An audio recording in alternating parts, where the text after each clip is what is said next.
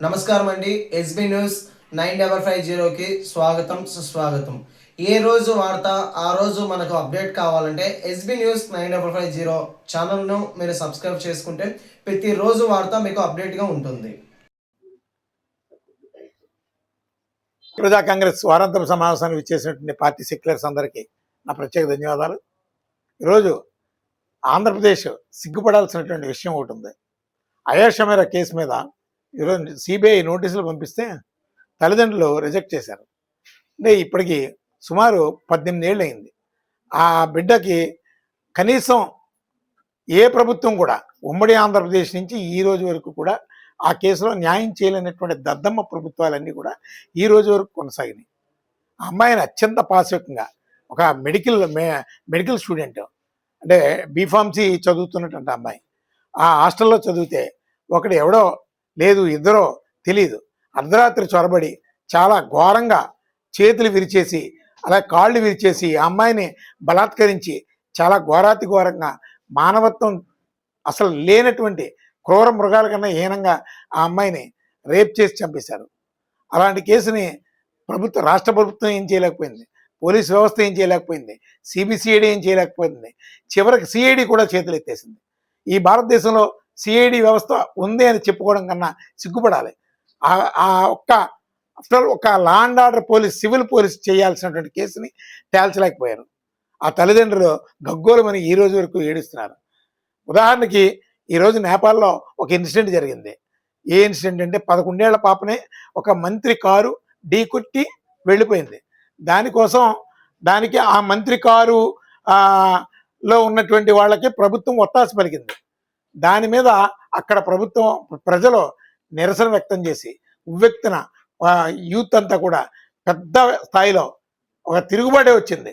ప్రభుత్వాన్ని కూడా, ప్రధానమంత్రి కూడా పారిపోయేటటువంటి తిరుగుబాటు వచ్చింది. ఈరోజు భారతదేశంలో ఒక నిర్భయ గ్యాంగ్ రేప్ బస్సులో చచ్చిపోయింది. అలాగే శ్రీలక్ష్మి అమ్మాయిని ఎగ్జామ్ హాల్లో పేక్కొచ్చారు. ఒక చిన్న పాప నిప్పుల కొలుములో కాల్చేశారు. ఆస్తి కూడా ఒక నిప్పుల కొలుములో పైనుంచి వేసేశారు. అలాగే అయేషా మీరా, మరలా ఇప్పుడు సుగాలి ప్రీతి, ఇలాగా హత్యలు జరుగుతూనే ఉన్నాయి.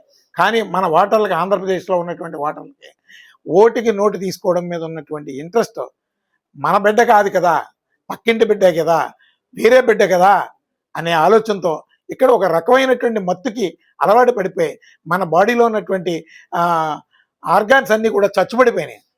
ఆంధ్రప్రదేశ్ ఒకప్పుడు ఎలాంటి పౌరుషం ఉన్నటువంటి రాష్ట్రం ఇది, ఎలాంటి గొప్ప త్యాగాలు చేసినటువంటి రాష్ట్రం, ఎలాంటి ఉద్యమ వీరులు పుట్టినటువంటి గడ్డ ఇది. అలాంటి ఈ గడ్డనే ఈరోజు ఎందుకు పనికిరానటువంటి ఒక అసమర్థుల నేల కింద తయారు చేశారు. కానీ రాష్ట్రీయ ప్రజా కాంగ్రెస్ పార్టీ ఒకటే చెప్తుంది, ధైర్యంగా సమాజానికి ఆదర్శవంతమైనటువంటి జీవితాలను గడపండి. నా బిడ్డ కాదు, పరాయి బిడ్డ కదా ఈరోజు నష్టపోయింది, ఆ పరాయి బిడ్డ కదా అన్యాయం అయిపోయింది అని అనుకుంటే ఖచ్చితంగా అది నీ ఇంటి తలుపు తడుతుంది. 18 ఏళ్ళు పట్టింది అంటే ఇలాంటి చేతకాని సన్నాసులకి మనం ఓట్లు వేస్తున్నామండి. 18 ఏళ్ళగా వాళ్ళ సన్నాసులా, వాళ్ళని బలపరుస్తున్నటువంటి ఓటర్ల సన్నాసులా అనేది ఒక్కసారి ఆత్మవిమర్శ చేసుకోండి. నేపాల్లో వచ్చినటువంటి చైతన్యం ఎక్కడెందుకు రావడం లేదు? ఆ పసిబిడ్డ, ఆ చదువుకున్నటువంటి అమ్మాయిని వాళ్ళ తల్లిదండ్రులు ప్రతి గుమ్మం, ఎక్కిన గుమ్మం, దిగిన గుమ్మం, మన కార్పొరేట్ మీడియాకి కనీసం అది వార్తే కాదు, ఆ వార్త కనీసం ఈ కార్పొరేట్ మీడియాలు రాయు. 18 ఏళ్ళగా ఏ రోజు చూడలేదు. ఇలాంటి ఘోరమైనటువంటి అన్యాయాలు, అక్రమాలు, అకృత్యాలు జరుగుతుంటే ఆంధ్రప్రదేశ్లో పౌరుషాలు చచ్చి బతుకుతున్నారా, లేక మనకెందుకు లేని బ్రతుకుతున్నారా అర్థం కానటువంటి పరిస్థితులు. నేను సీఎంని, నేను మంత్రిని అని చెప్పుకునేటటువంటి ఈ చేతకాని మూర్ఖులందరికీ కూడా ఒక్కసారి ఆత్మవిమర్శ చేసుకోండి. మీరు మంత్రులని చెప్పుకోవడానికి సిగ్గుండాలి, నేను ముఖ్యమంత్రిని చెప్పుకోవడానికి సిగ్గుండాలి. ఈరోజు న్యాయ వ్యవస్థ మీద కింద కోర్టు శిక్షిస్తే పైకోర్టు కొట్టేసింది కేసు. అంటే 376 రేప్ కేసు, 302 అంటే మర్డర్ కేసు. ఈ 2 కేసులకి కూడా చాలామందికి తెలుసో తెలవదో టెక్నికల్ ఎవిడెన్స్ ఉంటుంది. అంటే మిగతా కేసుల్లాగా ఏదో నోటి మాటతో చెప్తే కాదు, టెక్నికల్ ఎవిడెన్స్ ఉంటుంది, సైంటిఫిక్ మెటీరియల్ ఎవిడెన్స్ ఉంటుంది. అలాంటి కేసులు పోవడం అనేది చాలా దురదృష్టం. 99% పోవడానికి కారణాలు ఏంటి? న్యాయ వ్యవస్థలో లోపమా, పోలీస్ ఇన్వెస్టిగేషన్లో లోపమా, అసలు మన ఇన్వెస్టిగేషన్ సిస్టమ్ కరెక్టా కాదా అనేది ఒక్కసారి ఆత్మవిమర్శ చేసుకోండి. ఏదో మనం పొద్దున్నే లెగుస్తున్నాం, బట్టలు వేసుకుంటున్నాం, ఎందుకు తిరుగుతున్నాం తెలియనటువంటి హీన స్థితిలో మానవత్వాన్ని రోజు దినచర్యలో గడిపేస్తున్నాం. మనం బ్రతుకుతున్నాం అంటే కనీసం మన ఇంట్లో వాళ్ళు, మనం, సమాజం భద్రతగా ఉంటేనే మనం భద్రతగా ఉంటాం. ఇలాంటి ఘోరమైనటువంటి సమాజంలో ఈరోజు బ్రతుకుతున్నాం అంటే సిగ్గుపడాలా? లేదు మనం మనుషులుగా బ్రతుకుతున్నాం అని ఆనందపడాలా?